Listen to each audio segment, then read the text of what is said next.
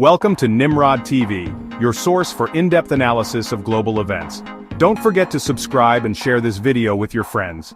Today, we're diving deep into the heart of Africa, to Burkina Faso, where a young captain has taken the reins of power. His name is Ibrahim Traoré, and his rise has been anything but ordinary. In a whirlwind turn of events in September 2022, Traoré seized control in a coup, accusing the then-leader, Paul-Henri Sandaogo Damiba, of failing to quell the growing threat of Islamist insurgency. This was the second coup in just 8 months, highlighting the deep instability plaguing this West African nation. Traoré, a relatively unknown figure before this, quickly became a symbol of change, and for some, hope. But his takeover was just the beginning. Traoré inherited a nation grappling with poverty, terrorism, and political turmoil. His every move would be scrutinized, his leadership tested from the outset. How would this young captain navigate the treacherous waters of Burkinabe politics? Stay with us as we unravel Traoré's bold moves and their impact on Burkina Faso and beyond. In the tense days following the coup, Traoré wasted no time in consolidating his power. He made it clear that he would not tolerate any dissent or attempts to undermine his authority. This is where the story takes a dramatic turn. Traoré, in a series of public addresses, accused unnamed individuals of plotting against him. He claimed that these traitors were seeking to destabilize the country and reverse the progress made since he took power. The accusations sent shockwaves through Burkina Faso, fueling speculation and anxiety. Who were these alleged plotters? Were they remnants of the old regime, disgruntled military factions, or external forces seeking to exploit the volatile situation? Traoré's accusations, while lacking specific names or evidence, served a strategic purpose. They sent a powerful message. Any attempt to challenge his authority would be met with swift and decisive action. But how would Traoré address this perceived threat? Would he resort to force, or would he choose a different path?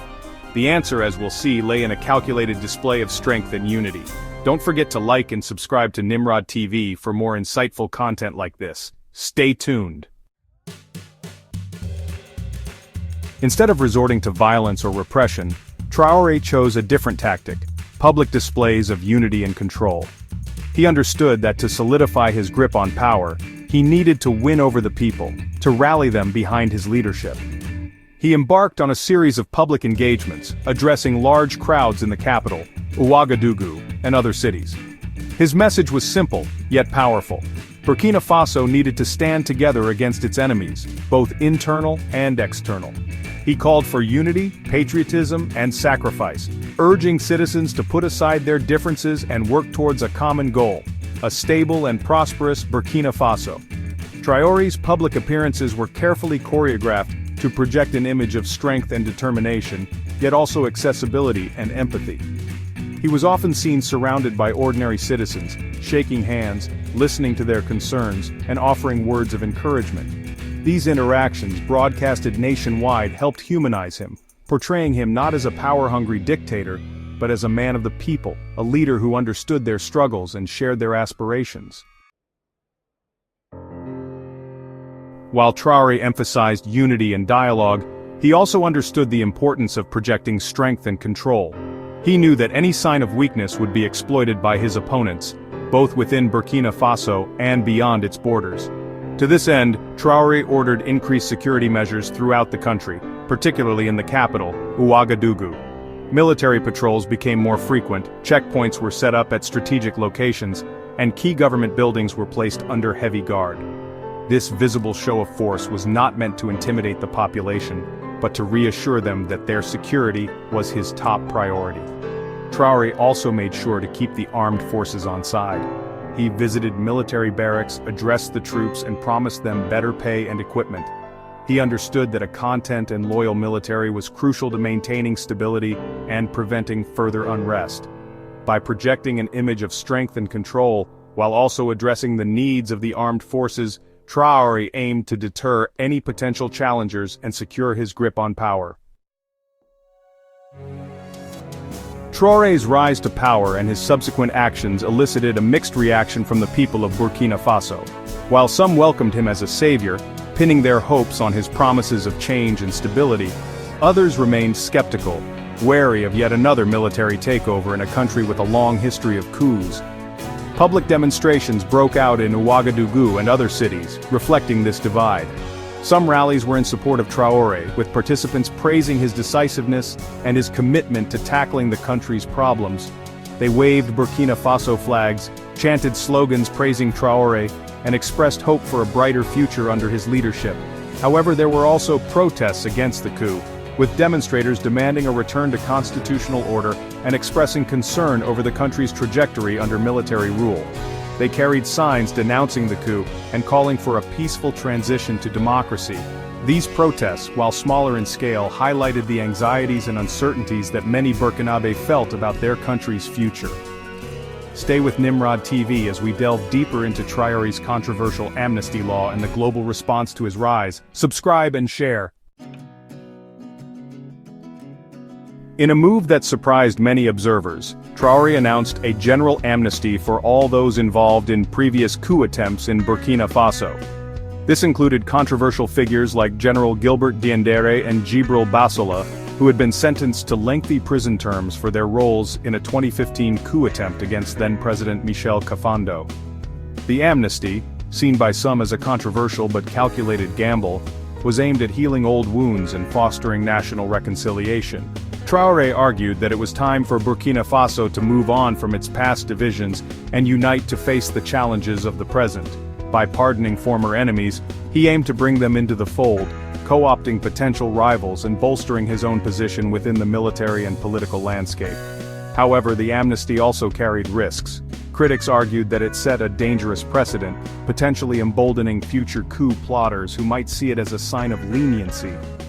Furthermore, the release of figures like Diendéré and Bassola, who still commanded considerable support within the military, could destabilize the fragile political balance and pave the way for future power struggles. Traoré's coup and his subsequent actions drew swift condemnation from the international community.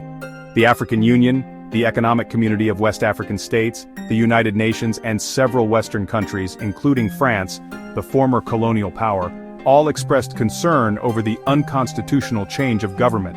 These organizations called for a swift return to constitutional order, urging Traoré to set a timeline for fresh elections and a transition to civilian rule.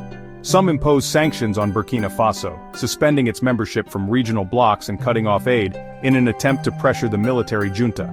However, there were also signs of tacit acceptance. Some countries, particularly those grappling with similar security challenges posed by Islamist insurgencies, were more understanding of Traoré's actions, acknowledging the precarious security situation in Burkina Faso and the Sahel region. They refrained from imposing sanctions and maintained a degree of engagement with the Traoré regime, albeit with caution and calls for restraint. Don't forget to like and share this video with your friends if you're finding it informative. Stay tuned for the conclusion of our analysis. Captain Ibrahim Traoré's rise to power and his subsequent actions have undoubtedly shaken Burkina Faso and reverberated far beyond its borders. His decision to parade alleged coup plotters sent a clear message of his commitment to maintaining control, while his focus on public displays of unity and strength aimed to rally the nation behind him.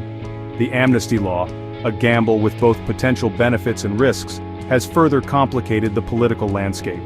While it might foster reconciliation and consolidate Traoré's power base, it could also embolden future unrest and instability. The international community remains divided, torn between condemnation of the coup and a pragmatic understanding of the complex challenges facing Burkina Faso. Only time will tell whether Traoré's bold moves will succeed in stabilizing Burkina Faso and steering it towards a more secure and prosperous future. His success hinges on his ability to unite a divided nation, restore faith in the government, and crucially, address the root causes of the Islamist insurgency that threatens to engulf the country. Thank you for watching this Nimrod TV special report.